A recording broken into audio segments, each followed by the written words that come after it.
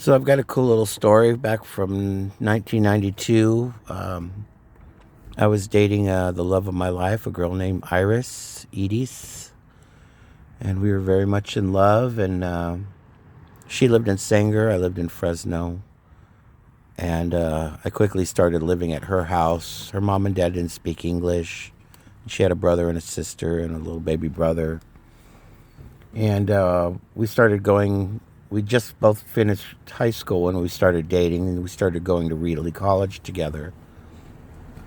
Now, there's all these roads in Sanger. Sanger's on Academy, and there's these roads that cut through Sanger and will take you to Reed Road, which will also take you to Reedley College.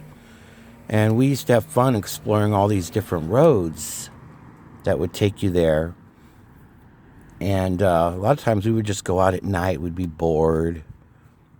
And we would just try. It's like, there's a road. Let's try it and see. We would see where it would take us. And honestly, we were looking for places to go do it.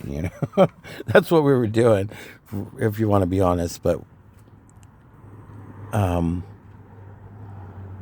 so we found this one road, and it cut across. And some of these roads were really interesting. You would actually drop down into like these valleys that were lower than the regular ground level. And it was almost like they had their own weather in these lower. The climate was different. If you did it during the daytime, you could see in the morning there would be clouds resting in these dips.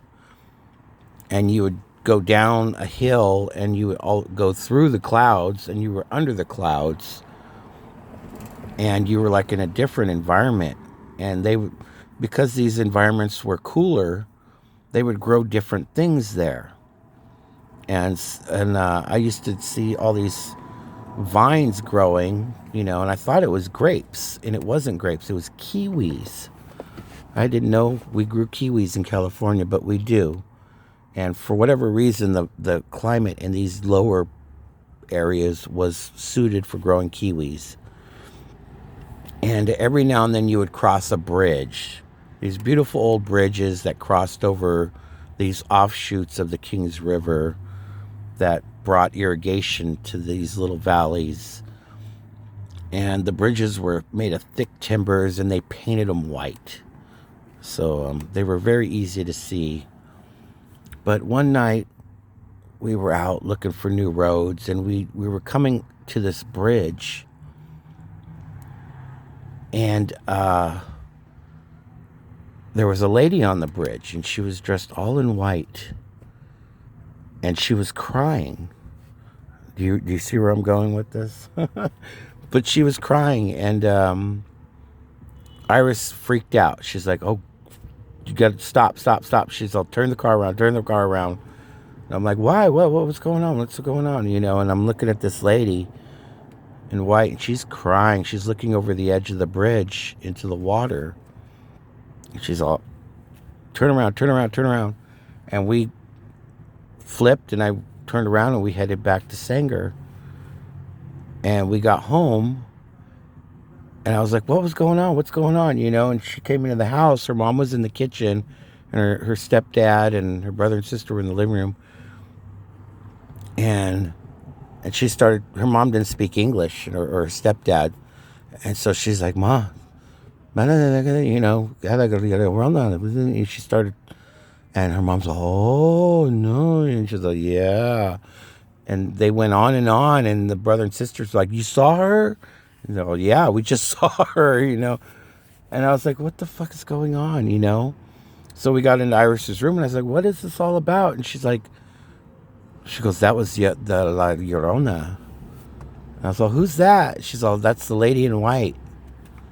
Well, she's just a ghost. She killed her children. Her husband left her, and she was very upset, and in a fit of rage, she killed both her children, drowned them in the water, and then she killed herself. And she's like cursed to, she's always at places of water, and if you get too close to her, she takes you with her. And I was like, oh shit, Now, what I didn't say to Iris at the time was, when I saw the woman, I recognized her. she was very familiar to me, and then I realized where I'd seen her before. I saw her when I was a little boy. Well, not a little boy. I was a teenager. I had a paper route back in the day at Chestnut McKinley, and when I was out doing the paper, there was nobody around. It was just dead silent. I'm the only one up. It's like 5 in the morning, and I'm delivering the paper, and I saw this woman. Right there's canals all around there, and they were getting ready to tear up the streets to put in these pipes, these big pipes that connected these canals to these other canals and other water. It was a water thing they were doing, but they'd marked off the streets with fluorescent paint everywhere they were going to dig, and eventually they dug these huge trenches, and they laid these big honking pipes all down our street on Weldon. But I was delivering the paper, and I saw this woman, and she was just standing there crying, wearing this beautiful white dress. And I approached her, and I said, "What's the matter?" And she didn't respond to me. It's like she didn't hear me. And she started walking, and then she went around the corner. There was this wall along the edge of the apartments, and she went around the corner, and I went around the corner to say something else to her, and she was gone. And there was nowhere she could go. I could see the length of the wall. It goes all the way down the block.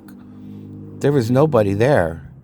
There was nothing. There was nowhere she could go. It was just a big empty parking lot on the other side. And she just vanished. I remember telling my mom about this woman in white. I don't know if my mom knew, because my mom was raised by a Mexican family. So I don't know if she knew what I'd seen and didn't say anything to me. But I never forgot that lady, and that was her on the bridge that day. It was the same lady. So, yes, I have seen the La Llorona twice in my life. And she's definitely real.